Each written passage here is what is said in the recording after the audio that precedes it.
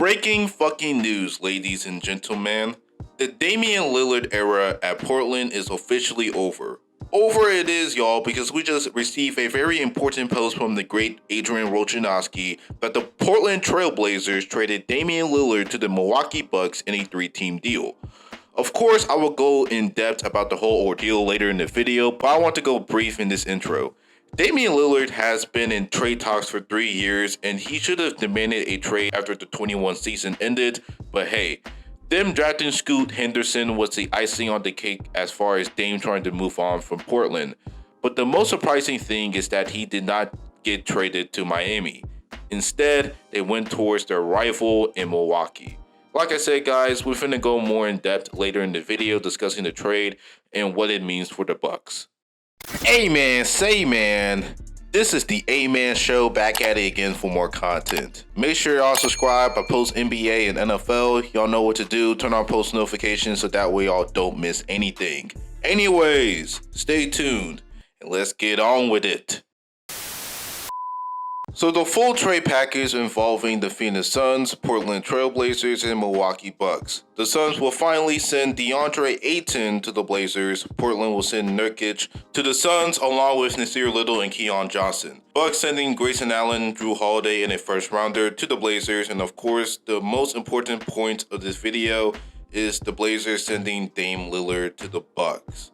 Now, for Damian Lillard's case, throughout the offseason, Lillard keeps on telling the media that he's setting his eyes on Miami. Miami just came out from a finals berth as the 8th seed, and all they need is another star player around Jimmy Butler, and him pairing alongside Damian Lillard will be the most ideal. However, the problem getting him is that they don't have enough assets for Portland in order for them to try and set up a trade, especially after losing Gabe Vincent and Max Strus in free agency. Who are the other guys on the roster they have to give up in order to get Damian Lillard? Tyler Hero, Duncan Robinson, Caleb Martin, all these key guys that were instrumental for the finals run last year. Just to get a star player like Dame, it's just not going to happen with the Heat. And I heard people saying that, oh, Dame did everything for the Blazers, therefore he should be awarded by getting traded to the Miami Heat. Well, that's obviously true that he gave everything he had for this franchise, but that doesn't mean that they trade him to the team that he wants without getting anything in return for him. The Blazers are the ones who constructed this franchise. The Blazers are the ones who drafted Dame. They're the ones who managed the picks and the team to try to put themselves into the best situation possible for them. Even though they did not do a good job putting Damian Lillard in the best situation for him to win a ring, how can y'all go so far to say that Dame Lillard should be rewarded by getting traded to Miami, knowing damn well that Miami Heat don't have enough assets to do it? How does it make sense? At the end of the day, the NBA is a business, every franchise is a business, and every franchise goal in every trade they do is to get the best value possible in return. So of course, this Miami trade was never going to happen in the fucking first place. And instead, the Blazers went to not one, but 2 teams that have the best value for them through getting rid of Damian Lillard. And that is getting DeAndre Ayton, Drew Holiday, and a first round pick that is unprotected. Now looking at the Bucks, now with Damian Lillard, is a A++ grade all the way through. First off, the only person that they have to give up is Grayson Allen, which is great because now they can give MarJon Beauchamp more minutes to show what he's capable of doing, especially putting in the work in the offseason with Giannis. Now guys, don't assume a guy put in the work in the offseason, therefore he's automatically going to be better than the year prior. Ben Simmons, for instance. It's clear that Beauchamp is going to have more minutes. But going back to Lillard, not only Lillard is a better fit than Holiday with Giannis, but the Bucks got themselves a way better second option for Giannis. And mind you, they gave up almost nothing as far as their depth goes. The only downside is that Lillard is nowhere near as good as a defender as Holiday, but that doesn't overshadow the fact that the Bucks still have a top 3 defense with Giannis and Brook Lopez on the paint. What Damian Lillard can bring for this Bucks team is, of course, long-range shooting, which means more space for Giannis to operate, as well as another scoring threat, being among the top 3 in points per game, as well as being an underrated playmaker. Not only will Giannis have more space, but he will have a guy that can do lethal pick and pops with. Although Dame might not score 30 a game like he used to in Portland, all because of obviously playing with Giannis, but he's still a lethal threat nonetheless. And also, you will have a guy like Damian Lillard who has proven in the last several seasons that he can step up in the playoffs, unlike Drew Holiday. The Bucks really addressed the issue of Giannis expressing his frustration with the roster around him and may potentially leave after this coming season's over.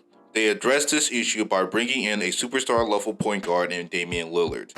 Now Lillard has a legit chance for him to win a championship, and even for Giannis, this is a legit opportunity for Giannis to clean up his legacy after an embarrassing first round essay last year, but also this is pressure on Giannis to win the whole thing. Because, like I said in the last video, if Giannis does not develop a reliable post game and the Bucks do not win a championship because of that, then Giannis' legacy is going to continue to be questioned. We don't know how Adrian Griffin is going to manage this roster as far as adjustments and lineup goes because he's a first-time head coach.